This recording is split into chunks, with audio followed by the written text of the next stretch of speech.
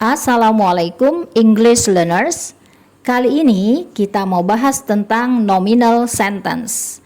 What is nominal sentence? Apa itu kalimat nominal atau nominal sentence? Kita lihat penjelasannya berikut ini. Nominal sentence is a non-verbal sentence. Nominal sentence is a non-verbal sentence. Jadi dia kalimat yang tidak menggunakan kata kerja aksi. Apakah di kalimat nominal sentence tidak ada kata kerja? Ada. It uses to be. Dia menggunakan to be. Jadi kata kerjanya nanti adalah to be. To be itu bukan kata kerja aksi.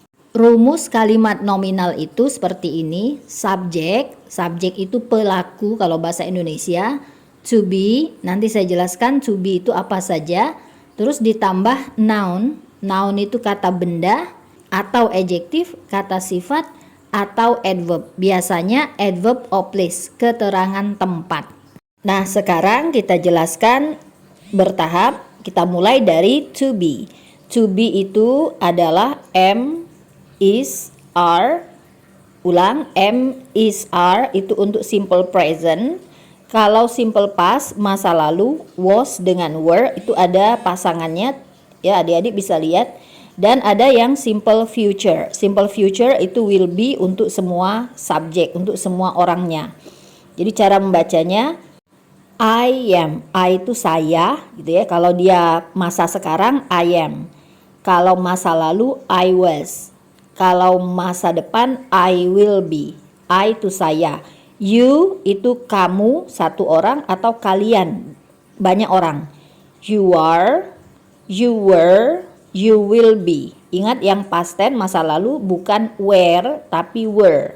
You were, you will be. They itu mereka. They are, they were, they will be. We itu kami atau kita. We are, we were, we will be. He dia tapi untuk laki-laki. Jadi artinya dia. Dia, he is. He was, he will be. She itu dia perempuan. She is, she was, she will be. It itu dia untuk hewan atau benda atau bayi. Bayi. It is, it was, it will be. It is, it was, it will be. Sekarang kita lihat noun. Noun atau kata benda itu benda atau nama-nama benda hidup. Misalnya teacher, guru, son, anak laki-laki, daughter, anak perempuan, benda hidup hewan ya, horse, kuda, duck, bebek. Nah, atau benda mati juga kata benda. Misalnya sun, matahari, chair, kursi, flag, bendera, etc. dan lain-lain. Nah, berikutnya kita lihat adjective. Adjective itu artinya kata sifat. Kata yang menjelaskan kata benda. Misalnya benda tadi orang, orang itu bagaimana? Orang itu tall, tinggi, tall, tinggi.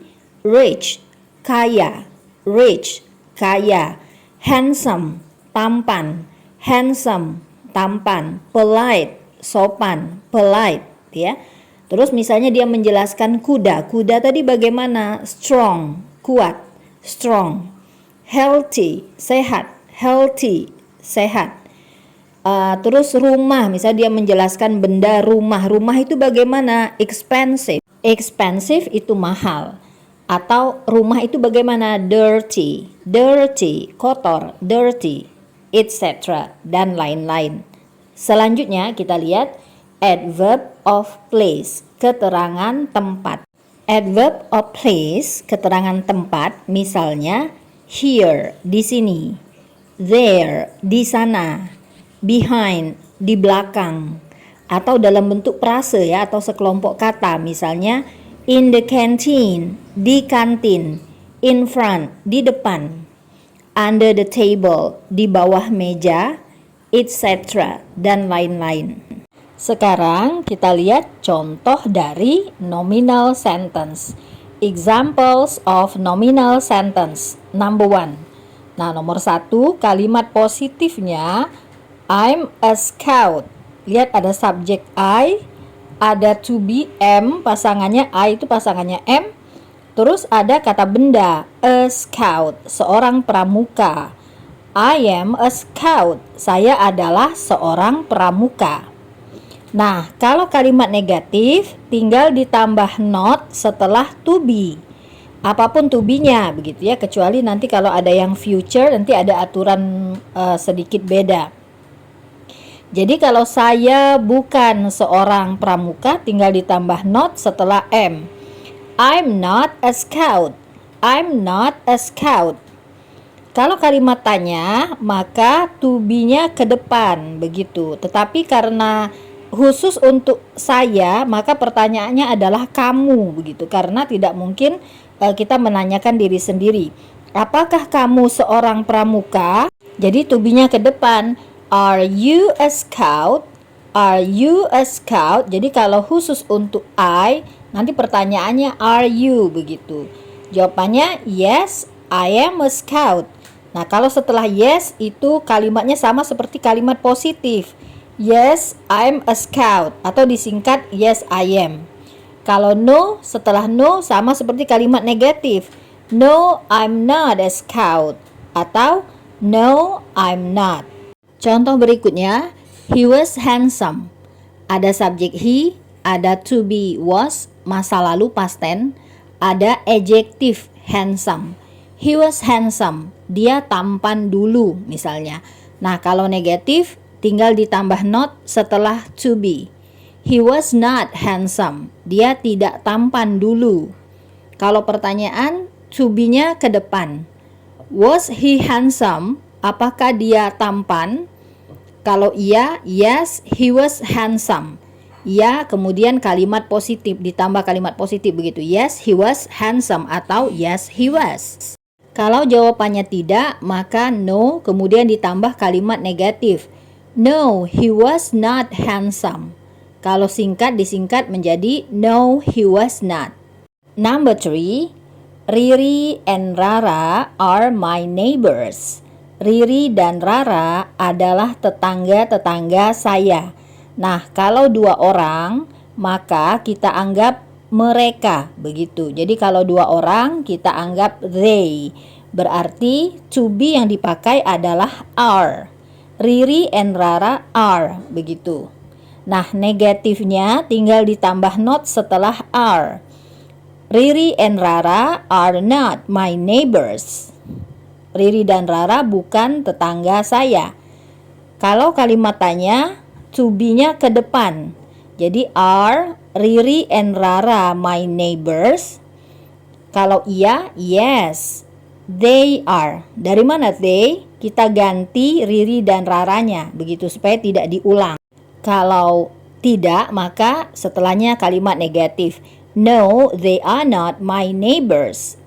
Tidak, mereka bukan tetangga saya. Atau singkatnya, no, they are not. Lebih singkat lagi, no, they aren't. Number 4, nomor 4.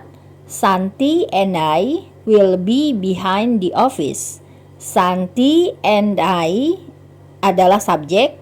Kemudian to be-nya untuk bentuk masa depan atau future itu adalah will be.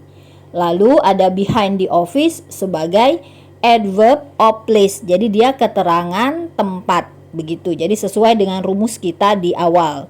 Nah, kalau artinya Santi dan saya akan berada di belakang kantor. Misalnya karena ada suatu kegiatan. Nah, negatifnya ditambah not setelah will. Santi and I will not be behind the office. Santi dan saya tidak akan berada di belakang kantor. Atau will not-nya bisa disingkat menjadi won't. Santi and I won't be behind the office. Santi dan saya tidak akan berada di belakang kantor. Kalau kalimat tanya, maka will-nya saja yang ke depan, bukan will be, tapi will-nya saja. Will Santi and I be behind the office?